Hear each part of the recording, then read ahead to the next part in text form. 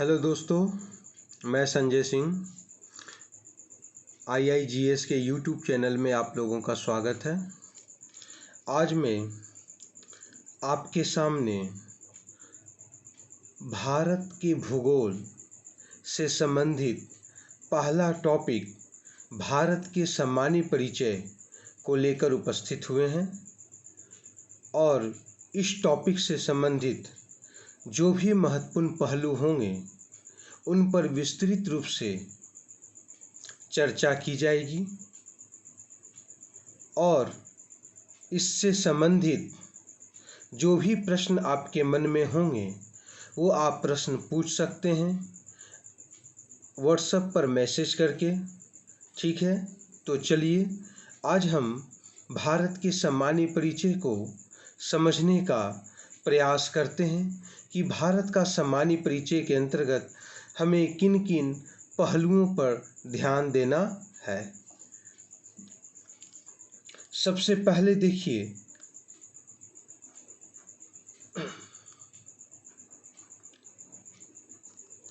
भारत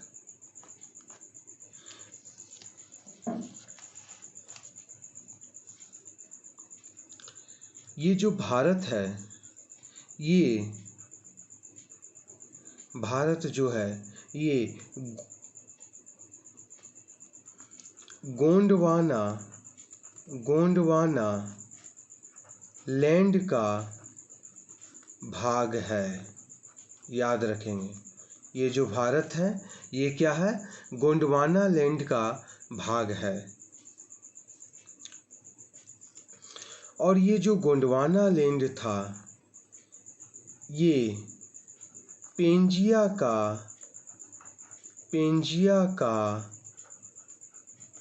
भाग है। इस पेंजिया को हम लोग सुपर कॉन्टिनेंट के नाम से जानते हैं। इस पेंजिया को हम लोग क्या कहते हैं? सुपर कॉन्टिनेंट के नाम से जानते हैं। हम लोग संपूर्ण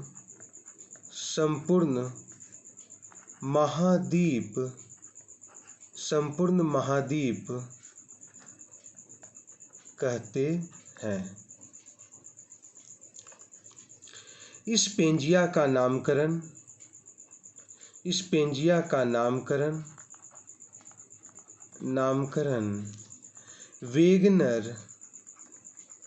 वेगनर महोदय ने किया। इस पेंजिया का नामकरण वेगनर महोदय ने किया 1912 ईस्वी में।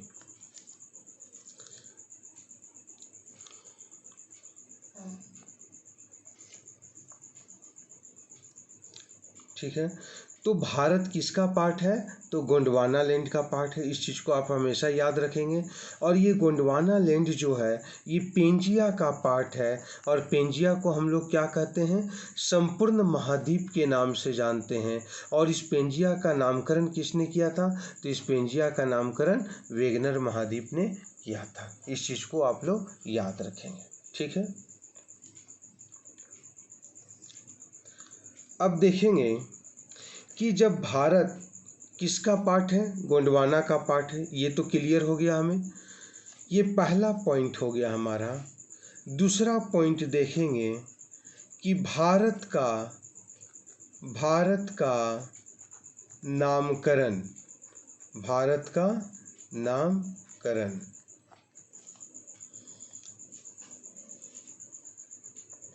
भारत का नामकरण कैसे पड़ा? तो सबसे पहले ये देखिए, विष्णु पुराण में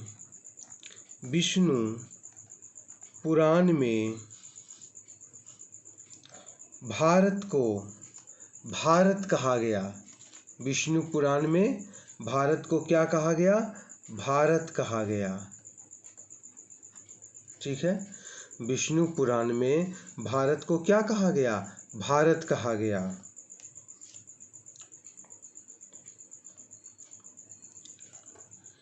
देखिए, ये जो भारत है विष्णु पुराण में जो भारत कहा गया उसके पीछे एक कहानी है। कालिदास की एक पुस्तक है अभिज्ञान शकुंतलम, और इस अभिज्ञान शकुंतलम में आप देखेंगे कि एक शकुंतला का कहानी इसमें वर्णित है और दुष्यंत नाम के राजा थे। शकुंतला और दुष्यंत नाम के राजा का एक कहानी वर्णन है, और इस कहानी में इन्हीं के बेटे भारत का भी नाम जिक्र आता है। ठीक है, ये जो भरत नाम का जो लड़का है, इसी के नाम पर हमारा देश का नाम भारत पड़ा। ठीक है, अभिज्ञान शकुंतलम के पुस्तक के नायक और नायिका शकुंतला और दुष्यंत के ये पुत्र भरत, और भरत के नाम पर भारत देश का नामकरण किया गया। ये विष्णु पुराण में सिर्फ भारत कहा गया है, और ये मैं आपको नाम बता रहा हूँ, वो अभिज्ञान शकुंतलम पुस्तक है, उसमें इसका जिक्र मिलता है। दूसरा, बौद्ध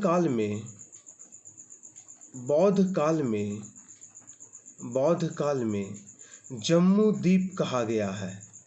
जम्मू द्वीप कहा गया है। ये जो जम्मू द्वीप का मतलब जो होता है, एक मध्य एशिया का ये देश है जिसमें जामुन पेड़ों की प्रधानता ज़्यादा है। जामुन के पेड़ों की प्रधानता ज़्यादा है। तो विष्णु पुराण में भारत को क्या कहा गया? भारत कहा गया। बौद्ध काल में भारत को क्या कहा गया? जम्मू द्वीप कहा गया। तीसरा आप देखेंगे, वैदिक काल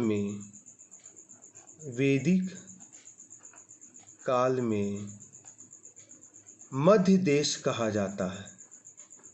वैदिक काल में क्या कहा जाता है? मध्य देश कहा जाता है। वैदिक काल के बाद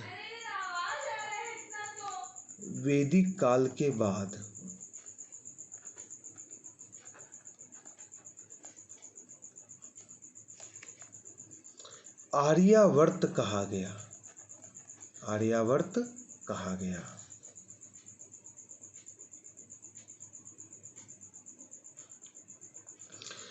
तो हमने क्या देखा? भारत देश का जो नामकरण किया गया है वो विभिन्न कालों में इनके भिन्न भिन्न नाम रखे गए हैं।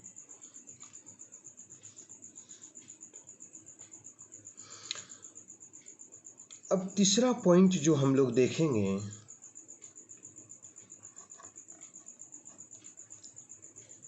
वो ये क्या,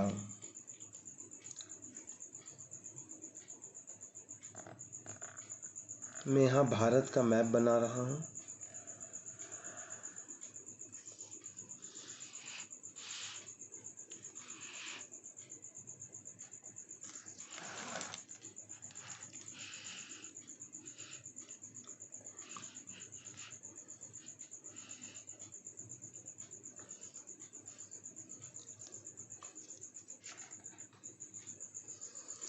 सबसे पहले भारत के अक्षांश और देशांतर को देखेंगे। भारत का अक्षांश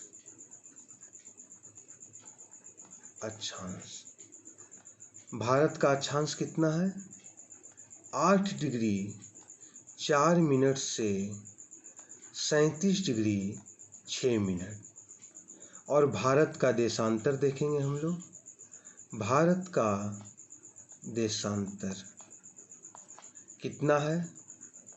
68 डिग्री 7 मिनट से 97 डिग्री 25 मिनट। ये अब मैप में हम लोग देख लेंगे कहाँ ये पड़ता है। देखिए, ये हमारा अक्षांश है, ये 8 डिग्री 4 मिनट से और यहाँ पर 37 डिग्री 6 मिनट, 37 डिग्री 6 मिनट। यहाँ से यहाँ तक का जो पूरा क्षेत्र है ये अक्षांश आपका कहलाएगा। यहाँ पर आप देख रहे होंगे 8 डिग्री 4 मिनट से, और फिर यहीं पर आप देखेंगे 37 डिग्री 6 मिनट, ये पूरा अक्षांश का क्षेत्र है यहाँ से यहाँ तक। अब इसी में हम लोग यहाँ देशांतर को भी खींचेंगे, यहाँ भी हम लोग देशांतर को खींचेंगे। तो देशांतर जो है वो 68 डिग्री 7 मिनट से 97 डिग्री 25 मिनट हमारा देशांतर कहलाता है। अक्षांश देखिए, हमने यहाँ क्या लिखा, अक्षांश लिखा। अक्षांश इस तरह के लाइन को कहते हैं पड़ी लाइन। अक्षांश को हम लोग इंग्लिश में लेटीट्यूड कहेंगे, पड़ी लाइन। और एक होता है खड़ी लाइन, इसे हम लॉन्गिट्यूड कहते हैं, देशांतर।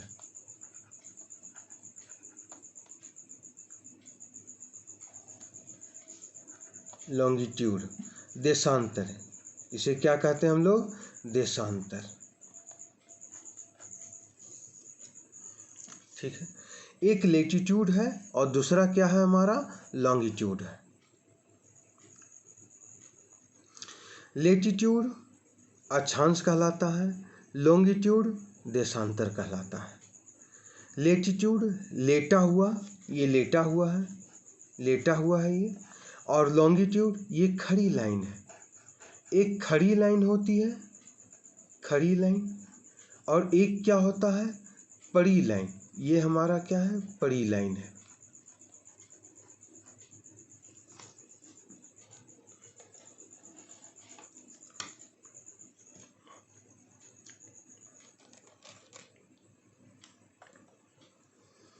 ठीक है, यहाँ तक समझ में आ गया आप लोग को।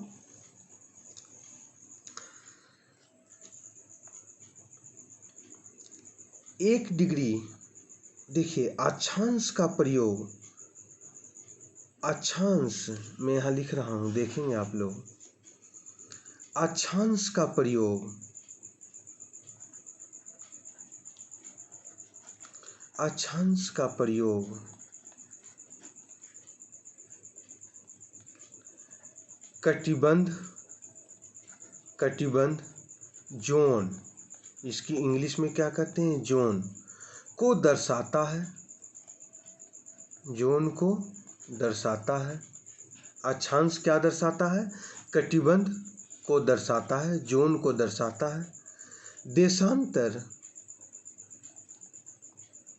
देशांतर समय को दर्शाता है, समय को याद रखेंगे। देशांतर क्या दर्शाएगा आपको, समय को दर्शाता है। अक्षांश आपको क्या दर्शाता है, कटिबंध को दर्शाता है, जोन को दर्शाता है, और देशांतर हमें समय को दर्शाता है। ठीक है, जैसे जैसे देशांतर हमें समय को दर्शाता है, जैसे 1 डिग्री इक्वल टू 4 मिनट होता है। याद रखेंगे, 1 डिग्री इक्वल टू कितना होता है, 4 मिनट होता है। समझ रहे हैं बात को। एक देखिएगा, 1 डिग्री इक्वल टू 4 मिनट। अब इसी पर एक प्रश्न है, यहाँ पर मैं प्रश्न का जिक्र कर रहा हूँ। प्रश्न है ये, प्रश्न क्या कहता है कि ग्रीनविच पर, ग्रीनविच से भारत का, ग्रीनविच से भारत का मानक समय कितना है।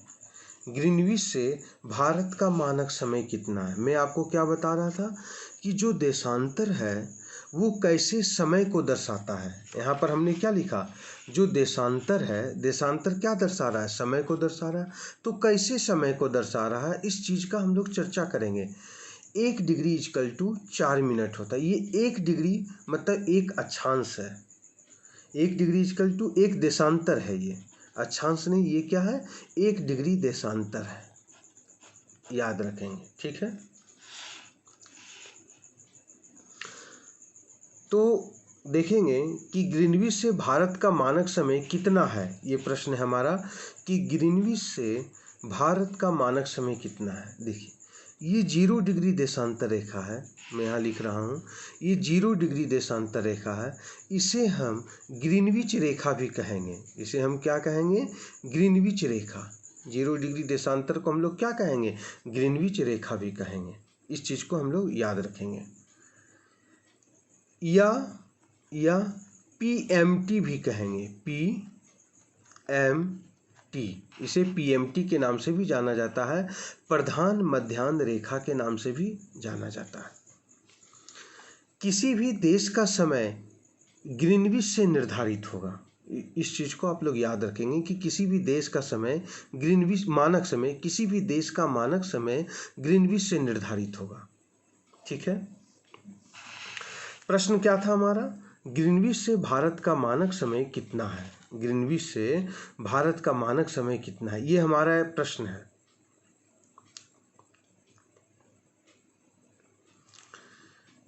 अब इस प्रश्न को सॉल्व करना है, तो यहाँ 2 प्रश्न आ रहा है। भारत का मानक समय आपको पता होना चाहिए, तो भारत का मानक समय हम लोग निकालेंगे। ठीक, तो ऐसे हम लोग जानते हैं कि भारत का मानक समय जो है वो 82.5 डिग्री है। भारत का मानक समय कितना है, 82.5 डिग्री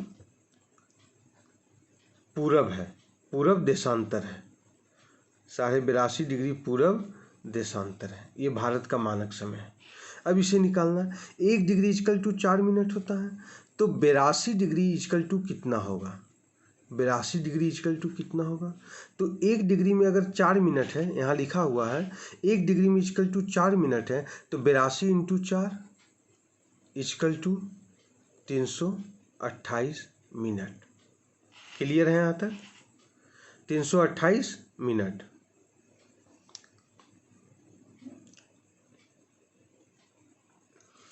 अब आप देखेंगे आधा डिग्री बचा, तो आधा degree equal to 82 degree equal to 4 minute, आधा डिग्री इक्वल टू 2 मिनट, ये दो कट गया,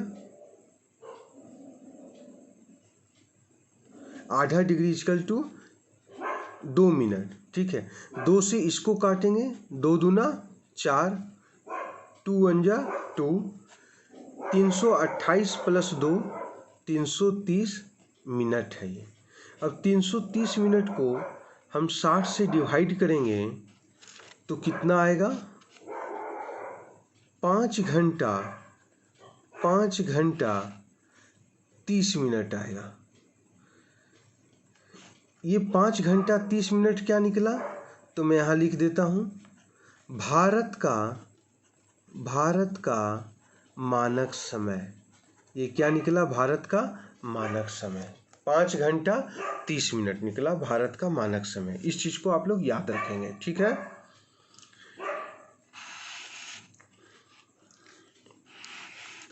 तो इस प्रकार हमने क्या निकाला कि भारत का जो मानक समय है वो कितना है, 5 घंटा 30 मिनट। इससे ये प्रूफ हो गया कि देशांतर क्या चीज़ को बताता है, तो देशांतर हमेशा समय को बताएगा।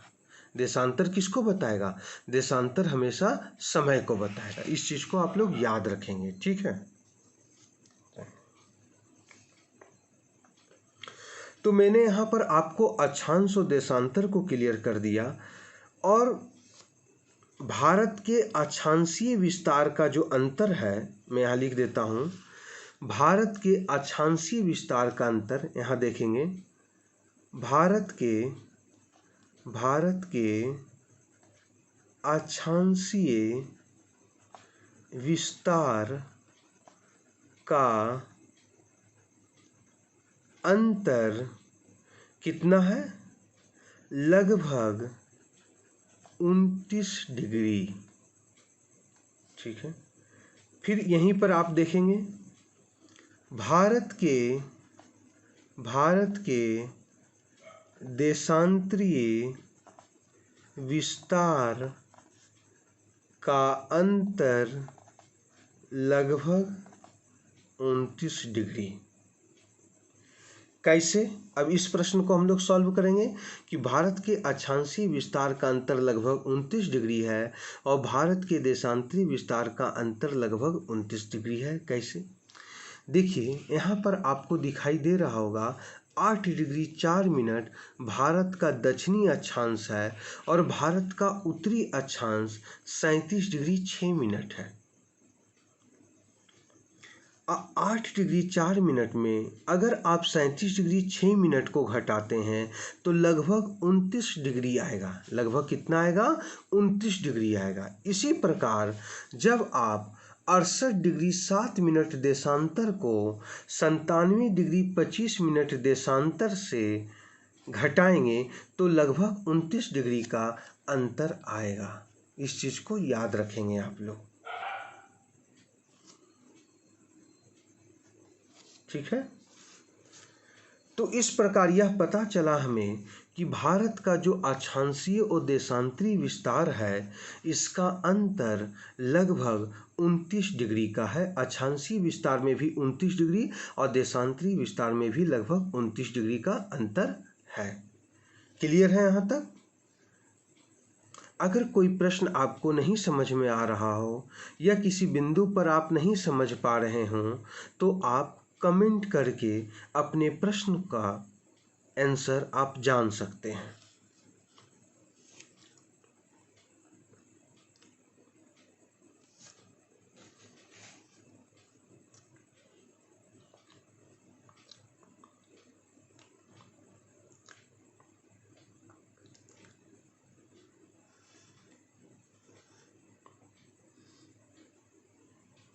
ठीक है। अब देखिए, ये जो भारत का मैप है आपके सामने, जो भारत का मैप आप लोग देख रहे होंगे,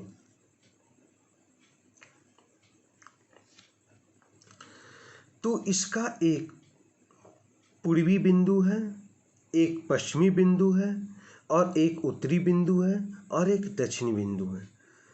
अब जो प्रश्न आएगा वो नेक्स्ट पेज में मैं आपको प्रश्न बता रहा हूँ, आप लोग ध्यान से देखेंगे।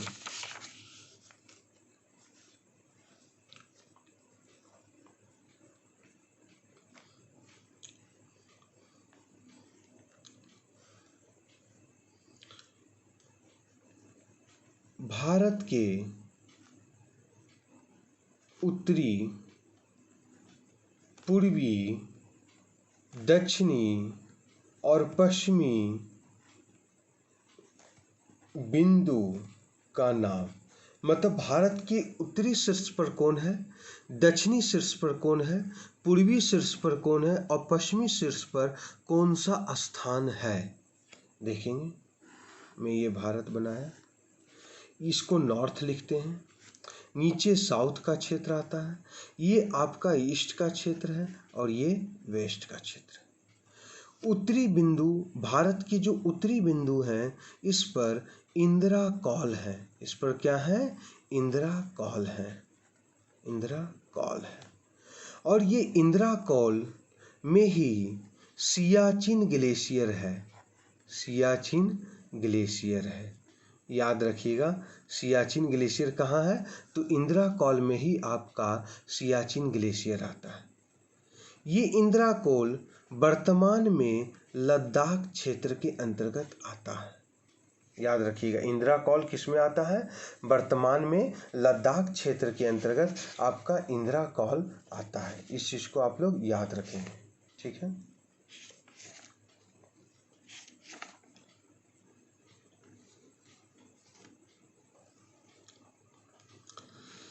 भारत का जो पूर्वी बिंदु है उसे किबुथु के नाम से जानते हैं। ये पूर्वी बिंदु है, इसे क्या कहते हैं? किबुथु। इसे किस नाम से जानते हैं हम लोग? किबुथु के नाम से जानते हैं।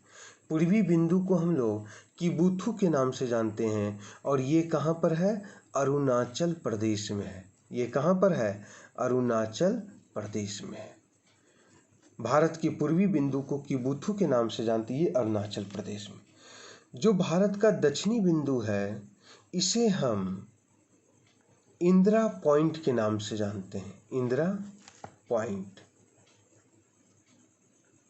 इंदिरा पॉइंट के नाम से जानते हैं। और ये इंदिरा पॉइंट जो है वो ग्रेट निकोबार में है, ग्रेट निकोबार में। इंदिरा पॉइंट कहाँ है? ग्रेट निकोबार में। इस चीज़ को याद रखेंगे, इंदिरा पॉइंट कहाँ है आपका? ग्रेट निकोबार में है। भारत का जो पश्चिमी बिंदु है इसे हम गौर माता के नाम से जानते हैं, गौर माता के नाम से जानते हैं। ठीक है, ये जो पश्चिमी बिंदु है ये कहाँ पर है? तो सर क्रिक में है। ये पश्चिमी बिंदु आपका सर क्रिक में है। तो मैंने आपको भारत के उत्तरी बिंदु के बारे में बताया, भारत के पूर्वी बिंदु के बारे में बताया, भारत के दक्षिणी बिंदु के बारे में बताया और भारत के पश्चिमी बिंदु के बारे में बताया। गौर माता भारत का पश्चिमी बिंदु है। इस चीज को आप लोग याद रखेंगे। ठीक है, भारत का आप लोग क्षेत्रफल के बारे में जानते होंगे। भारत का क्षेत्रफल कितना है? भारत का क्षेत्रफल, भारत का क्षेत्रफल कितना है? भारत का क्षेत्रफल, भारत का क्षेत्रफल, तो भारत का जो क्षेत्रफल है वो 32,87,263 वर्ग किलोमीटर है। भारत का क्षेत्रफल जो जो जो विश्व के भूमंडल के क्षेत्रफल का, विश्व के भूमंडल के क्षेत्रफल का कितना है बताइए? 0.57% है। भूमंडल के क्षेत्रफल का कितना है? 0.57% है। और स्थल मंडल के क्षेत्रफल का, और स्थल मंडल के क्षेत्रफल का कितना है? जल्दी से बताइए आप लोग। 2.4% है। स्थल मंडल के क्षेत्रफल का कितना है? 2.4% है। और भूमंडल के क्षेत्रफल का कितना है? 0.57% है। भूमंडल किसे कहते हैं? भूमंडल क्या है? भूमंडल हम लोग किसे कहते हैं? कौन है भूमंडल? यहाँ लिख रहा हूं मैं, देखेंगे आप लोग। भूमंडल क्या है बताइए? जिसमें जल हो प्लस स्थल हो, जल स्थल के जो क्षेत्र आएंगे प्लस वायु हो, जल स्थल और वायु का जो क्षेत्र होगा वो भूमंडल के क्षेत्र होगा। और जहाँ सिर्फ स्थल होगा, जहाँ सिर्फ स्थल होगा वो क्या होगा? जहाँ सिर्फ स्थल होगा वो क्या होगा? स्थल मंडल का क्षेत्र होगा। किस चीज का क्षेत्र होगा? स्थल मंडल का क्षेत्र होगा। इस चीज को आप लोग याद रखेंगे। ठीक है,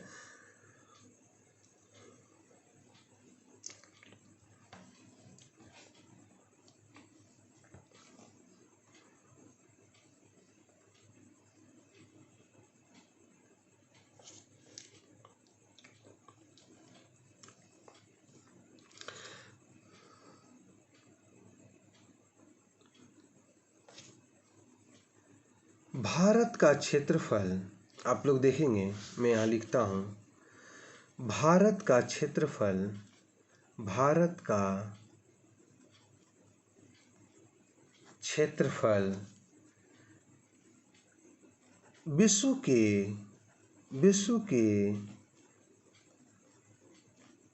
क्षेत्रफल में भारत का स्थान 7वां है। भारत का क्षेत्रफल विश्व के क्षेत्रफल में भारत के क्षेत्रफल का स्थान कितना है? 7वां है। क्षेत्रफल के दृष्टिकोण से भारत 7वां है, जबकि जनसंख्या के दृष्टिकोण से भारत कितना है? दूसरा है। याद रखेंगे। क्षेत्रफल के दृष्टिकोण से भारत 7वां है और जनसंख्या के दृष्टिकोण से भारत कितना है? दूसरा है। एशिया महादेश में एशिया महादेश में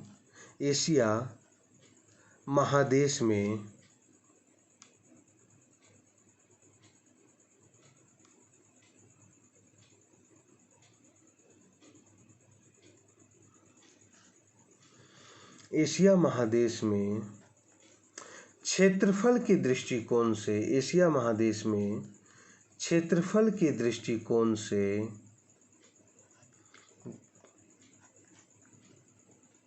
भारत का स्थान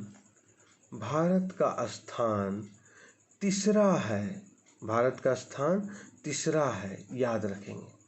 और जनसंख्या में भारत का स्थान विश्व में भी दूसरा है और एशिया महादेश में भी दूसरा है। एशिया महादेश में भी भारत का स्थान जनसंख्या के दृष्टिकोण से दूसरा है और विश्व में भी भारत का स्थान क्षेत्रफल के दृष्टिकोण से 7वां है। एशिया महादेश में क्षेत्रफल के दृष्टिकोण से भारत का स्थान तीसरा है। ठीक है। एशिया महादेश में पहला स्थान एशिया महादेश में किसका है? रूस का है। दूसरा स्थान चीन का है और तीसरा स्थान भारत का है। पहला स्थान किसका है? रूस का है। दूसरा स्थान चीन का है और तीसरा स्थान किसका है? तो भारत का है। याद रखेंगे इस चीज को। ठीक है। विश्व में भारत का स्थान, अगर विश्व की मैं बात करूं तो विश्व में भारत का स्थान कितना हो जाएगा? तो देखेंगे विश्व में भारत का स्थान पहला,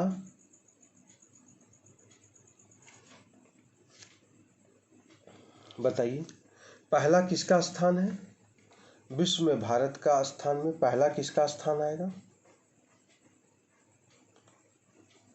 आप लोग जल्दी से इसका आंसर देंगे। पहला किसका स्थान आएगा? जल्दी से आंसर देंगे इसका, जल्दी से बताइए आप लोग।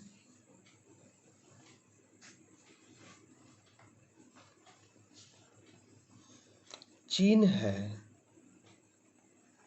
पहला कौन सा होगा स्थान बताइए? रूस आएगा, चीन आएगा, कनाडा आएगा, यूएसए आएगा, ब्राजील आएगा, ऑस्ट्रेलिया,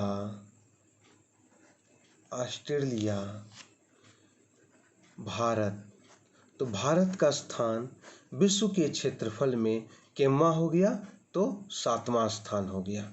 इस चीज को आप लोग याद रखेंगे।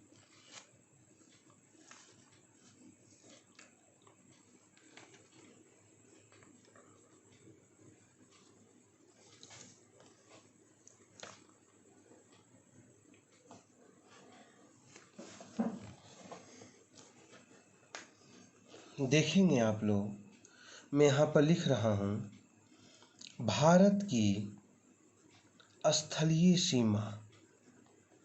भारत की स्थलीय सीमा, तो भारत की स्थलीय सीमा कितना है आप लोग बताएंगे? 15,200 किलोमीटर है। भारत की जलीय सीमा, भारत की जलीय सीमा 6100 किलोमीटर है। मुख्य स्थलखंड के साथ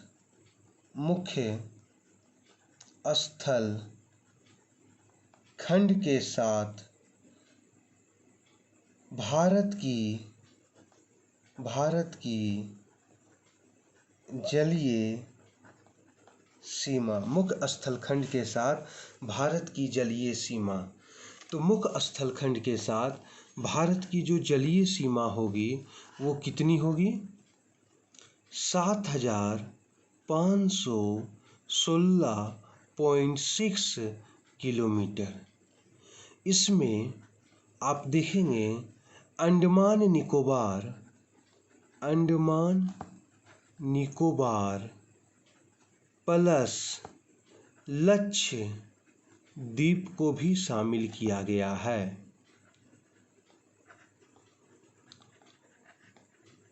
शामिल किया गया है। इस चीज को हमेशा आप लोग ध्यान रखेंगे, याद रखेंगे। ठीक है।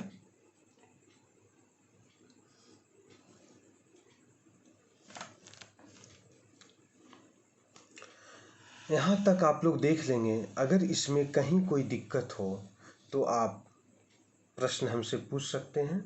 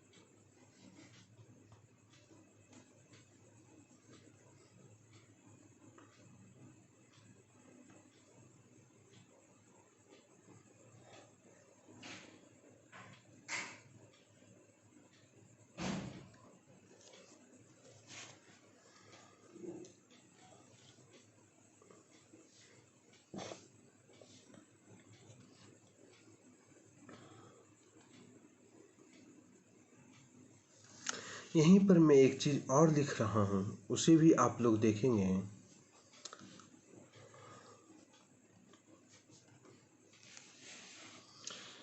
भारत के वे राज्य भारत के वे राज्य जिनकी तटीय सीमा भारत के वे राज्य जिनकी तटीय सीमा जिनकी तटीय सीमा सबसे अधिक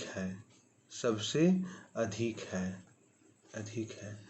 भारत के वे राज्य जिनकी तटीय सीमा सबसे अधिक है। तो कौन से राज्य होंगे? पहला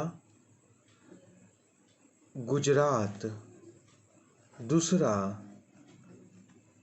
आंध्र प्रदेश, तीसरा तमिलनाडु, चौथा महाराष्ट्र, पांचवा केरला, छठा उड़ीसा, सातवां कर्नाटका और आठवां गोवा। ये भारत के ऐसे राज्य हैं जिनकी तटीय सीमा सबसे अधिक है। सबसे ज़्यादा तटीय सीमा वाला राज्य कौन है? तो गुजरात, दूसरा आंध्र प्रदेश, तीसरा तमिलनाडु, चौथा महाराष्ट्र, पांचवा केरल, छठा उड़ीसा, सातवां कर्नाटक, आठवां गोवा।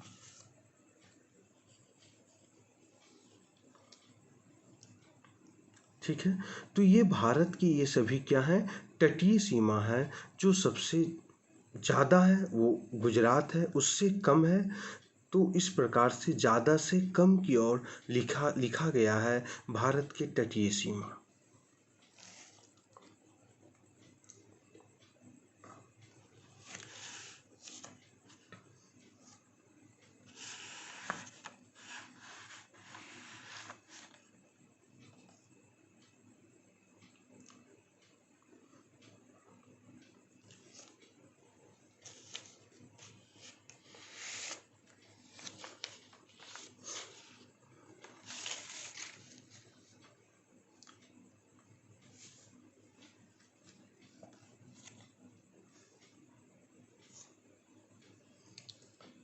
आपके नोट्स में एक और चीज लिखा हुआ होगा।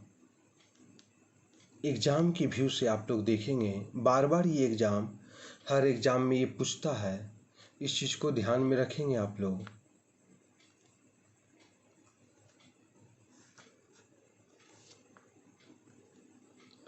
कोको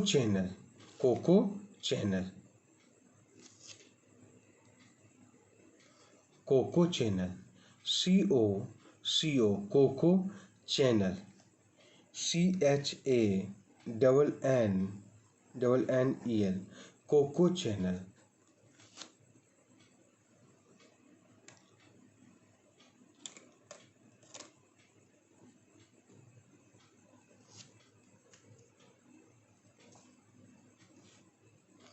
कोको चैनल, ठीक है।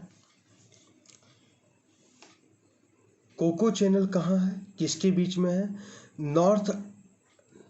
North Andaman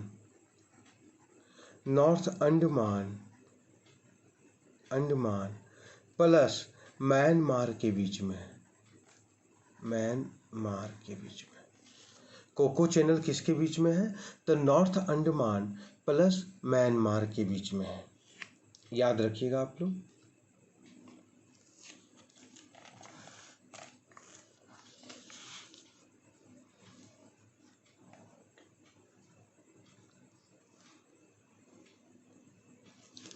ten degree channel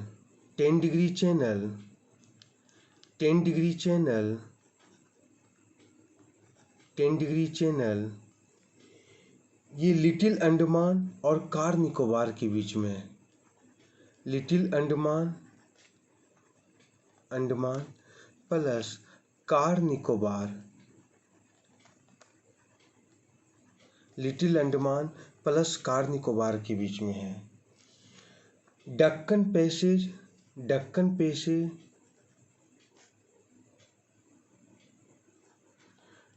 passage ये किसके बीच में है?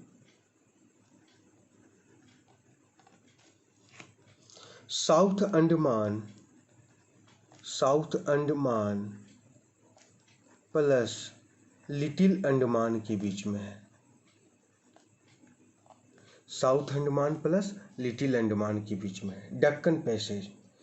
ये सब जितने भी द्वीप लिखा रहे हैं, जितने भी चैनल में आपको लिखा रहा हूँ, वो कोई साउथ अंडमान में है, कोई निकोबार में है, कोई म्यांमार और नॉर्थ अंडमान के बीच में है, ठीक है।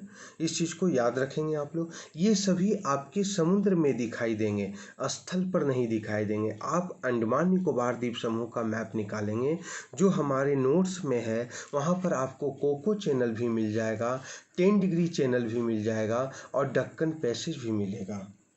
ठीक, अब आते हैं हम लोग 9 degree channel. 9 degree channel 9 degree channel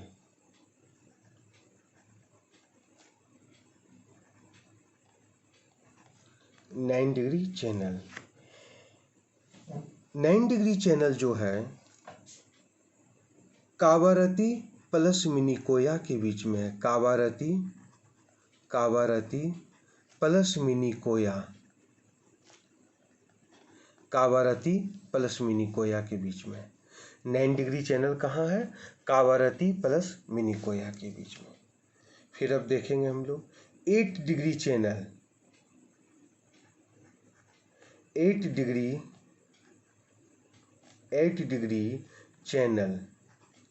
degree channel ये 8 डिग्री जो चैनल है वो मिनिकोया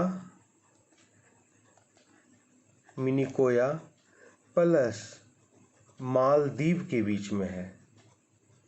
8 डिग्री चैनल, ठीक है। तो इतना जो चैनल है ये बहुत ही ज़्यादा इम्पॉर्टेंट है। आप इसे देखेंगे, कोको चैनल जो मैंने सबसे ऊपर में लिखाया था, Coco channel, 10 degree channel, Duncan passage, 9 degree channel और 8 डिग्री चैनल, ये सभी चैनल जो हैं वो काफ़ी इम्पॉर्टेंट है। इस चीज़ को हमेशा आप लोग याद रखेंगे।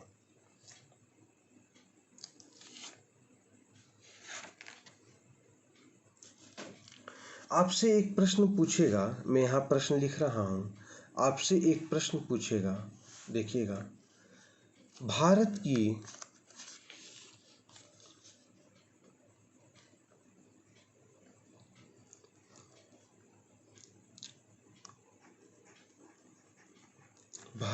का वह राज्य जिसकी अंतर्राष्ट्रीय सीमा भारत का वह राज्य जिसकी अंतर्राष्ट्रीय सीमा नहीं लगता है, अंतर्राष्ट्रीय सीमा नहीं लगता है, और साथ ही जल की भी सीमा नहीं लगती है, जल की भी सीमा नहीं लगती है, जल की भी सीमा नहीं लगती है।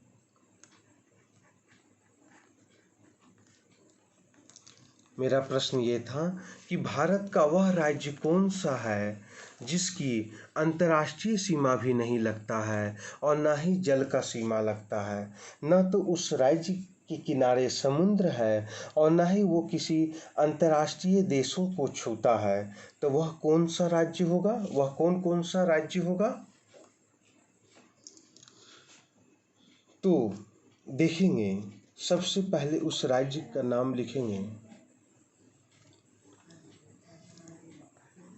पहला दिल्ली, दूसरा हरियाणा, पहला दिल्ली होगा, दूसरा क्या होगा? हरियाणा होगा, तीसरा मध्य प्रदेश, चौथा छत्तीसगढ़, ठीक है, पांचवा तेलंगाना,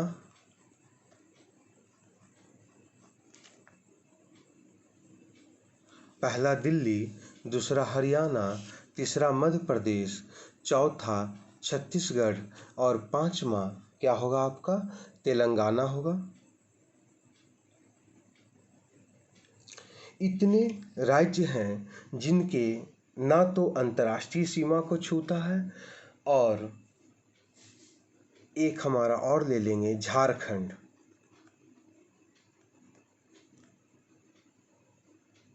समझ रहे हैं बात को? झारखंड, दिल्ली, हरियाणा, मध्य प्रदेश, छत्तीसगढ़, तेलंगाना और झारखंड ना तो अंतर्राष्ट्रीय सीमा को छूता है और ना ही जल सीमा को छूता है, ना ही अंतर्राष्ट्रीय सीमा को छूता और ना ही किसको छूता है? जल सीमा को छूता है। नहीं तो अन्य जितने भी राज्य हैं वो सभी अंतर्राष्ट्रीय सीमा को भी छूते हैं और जल सीमा को भी छूते हैं। इतने जो राज्य हैं वो ना तो अंतर्राष्ट्रीय सीमा को छूते हैं और ना ही जल सीमा को छूते हैं। ठीक है, अब यहीं पर हमारा दूसरा प्रश्न आप लोग देखेंगे। मैं यहाँ लिखता हूँ, दूसरा प्रश्न मैं आपको लिख रहा हूँ।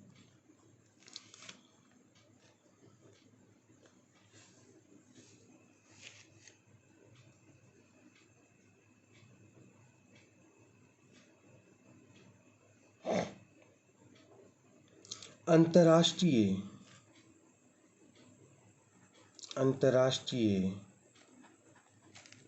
सीमा, अंतर्राष्ट्रीय सीमा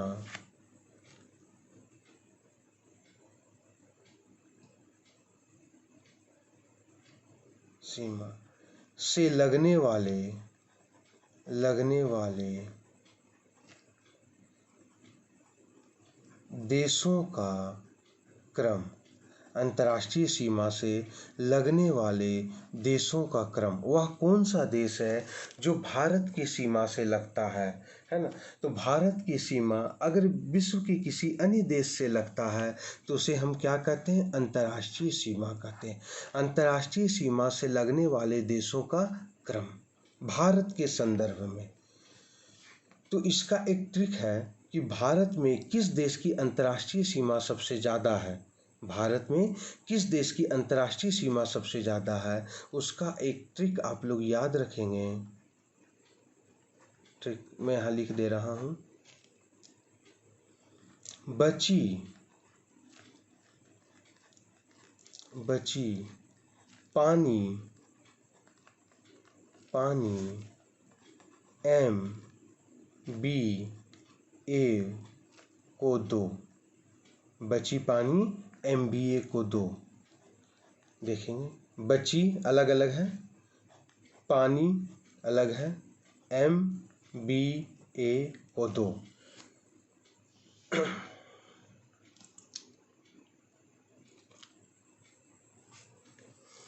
बची पानी MBA को 2। अब यहाँ पर आप देखेंगे BA से क्या होगा, BA, ये BA है, तो BA से क्या होगा, बांग्लादेश होगा। BA से क्या होगा, बांग्लादेश होगा, बांग्लादेश होगा। ठीक है, बांग्लादेश की सीमा भारत से सबसे ज़्यादा है। इसके बाद CHI, चाइना, ये चाइना होगा, चाइना। PA से पाकिस्तान, NE से नेपाल, M से म्यांमार, B से भूटान और A से क्या होगा, अफगानिस्तान।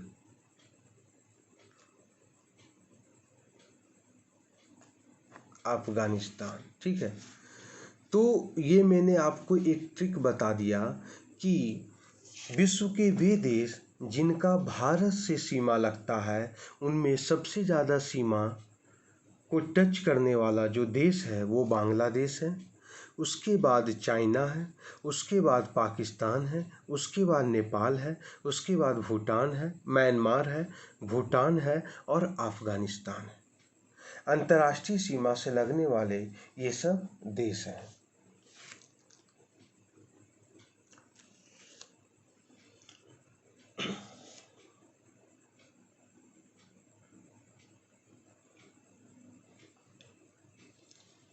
इस चीज को याद रखेंगे। फिर दूसरा, अभी जिस प्रकार से आप देख रहे होंगे कि भारत का नेपाल के साथ अच्छा संबंध नहीं है, तो इससे भी प्रश्न पूछ सकता है। और प्रश्न क्या होगा, वो प्रश्न को आप लोग देखेंगे।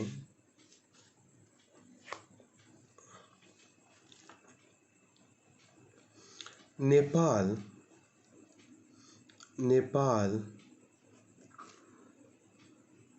से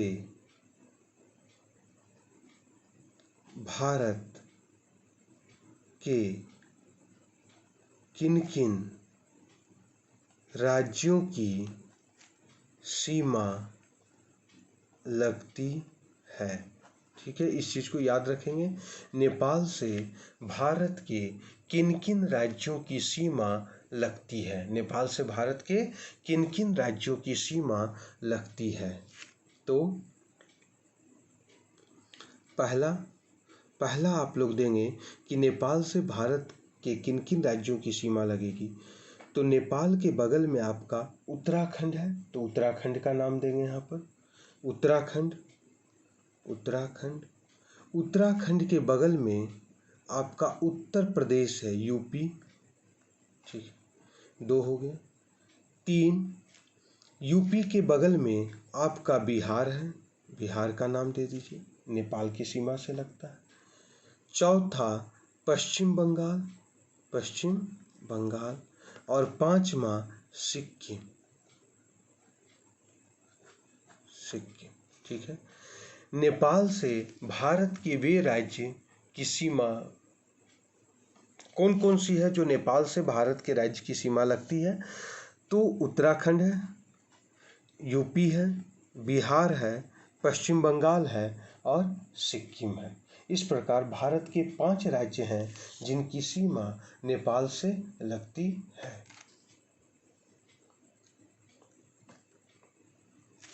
इसी प्रकार बांग्लादेश भी है, बांग्लादेश से भी नेपाल की सीमा लगती है। तो पहला हमारा हो गया नेपाल।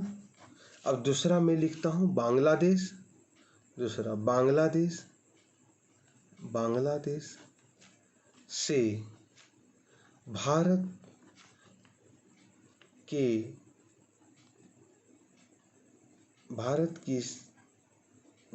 के लगने वाले सीमा राज्य का नाम, बांग्लादेश से भारत के लगने वाले सीमा राज्य का नाम। ठीक है, कौन कौन हो सकता है बांग्लादेश से, कौन कौन लगेगा? देखिएगा, पहला पश्चिम बंगाल, पहला क्या होगा हमारा? पहला सीमा लगने वाले राज्य का नाम क्या होगा? पश्चिम बंगाल। दूसरा असम। तीसरा मेघालय। चौथा त्रिपुरा। पांचवा मिजोरम। याद रखिएगा, ये भारत के वे राज्य हैं जिनकी सीमा बांग्लादेश से लगती है। और ये कौन कौन है? पश्चिम बंगाल है, असम है, मेघालय है, त्रिपुरा है और मिजोरम है। तो इस प्रकार भारत से लगने वाले सीमा राज्य जो हुए वो नेपाल से भी 5 राज्य लगते हैं और बांग्लादेश से भी भारत की सीमा के 5 राज्य बांग्लादेश से भी लगते हैं।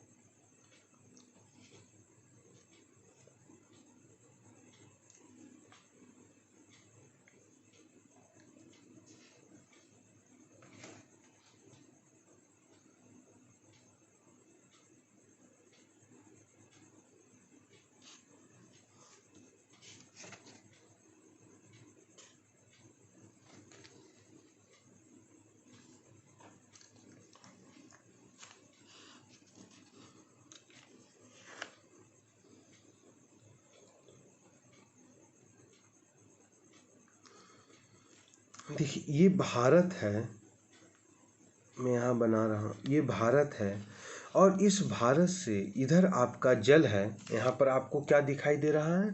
तो ये आपको जल दिखाई दे रहा है। इधर जल का क्षेत्र है, ये सब जल का क्षेत्र है यहाँ पर। तो आप यहाँ पर लिख लेंगे, अपने कॉपी में लिखेंगे या हमारे नोट्स में लिखा हुआ होगा 1 नॉटिकल माइल, 1 नॉटिकल माइल बराबर 1.85 किलोमीटर, 1.85 किलोमीटर। 1 नॉटिकल माइल बराबर कितना होता है? 1.85 किलोमीटर होता है। ठीक है, तो यहाँ पर 3 प्रश्न आपके बनेंगे। यहाँ पर 3 प्रश्न बनेंगे। भारत की प्रादेशिक जल सीमा कितनी है? भारत की प्रादेशिक जल सीमा, भारत की प्रादेशिक जल सीमा। ठीक है। दूसरा जो प्रश्न बनेगा आपका, भारत का संलग्न क्षेत्र, संलग्न क्षेत्र। तीसरा प्रश्न है भारत का अन्य आर्थिक क्षेत्र, एक्सक्लूसिव इकोनॉमिक जोन, EEZ। तो भारत की प्रादेशिक जल सीमा कितनी है? यहाँ पर आंसर इसका लिखेंगे। भारत का संलग्न क्षेत्र कितना है और भारत का अन्य आर्थिक क्षेत्र कितना है? इसे भारत की प्रादेशिक जल सीमा 12 नॉटिकल माइल है। भारत का संलग्न क्षेत्र 24 नॉटिकल माइल है। भारत का अन्य आर्थिक क्षेत्र 200 नॉटिकल माइल। ठीक है, क्लियर है यहाँ तक? अब देखिए, भारत की प्रादेशिक जल सीमा, तो ये जो सटा हुआ जो क्षेत्र होगा, ये 12 नॉटिकल माइल होगा, 12 नॉटिकल माइल। इसके बाद का जो क्षेत्र होगा वो कितना होगा? 24 नॉटिकल माइल। याद रखिएगा, ठीक। और 24 नॉटिकल माइल और तट से लेकर 200 तक की सीमा, यहाँ तक ये वाला, ये जो होगा ये एक्सक्लूसिव इकोनॉमिक जोन होगा। ठीक है, तो मैंने आपको क्या बता दिया? भारत की प्रादेशिक जल सीमा, भारत का संलग्न क्षेत्र और भारत का एक्सक्लूसिव इकोनॉमिक जोन। ठीक है, तो ये आपका, इसे आप VVI कर लेंगे, ये बहुत ही इम्पोर्टेंट है।